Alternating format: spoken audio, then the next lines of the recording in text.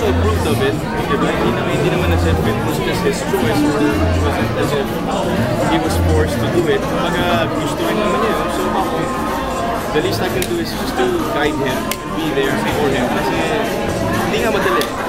Pero kung ako magsisisi ako, kasi siguro, kailangan ko lang talaga na at least I'm happy because he's with Star Magic and he's with Cornerstone with Eric Raymundo and with ABS. Maliban ba sa schedule, may pagbabago ba? Well, if there's one thing, sometimes he asks for more sleep. Kasi sobrang segue. And of course, hindi mo rin may iwasan na may mga ibang tao na kailangan mo rin samahan.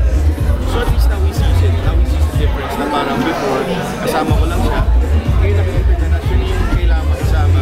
He has to step up to the plate and be responsible for himself na hindi na kami yung, you know, I won't have to represent him. So I'm just happy there's nakikita ko naman sa mga interviews niya, sa mga feedback from different people.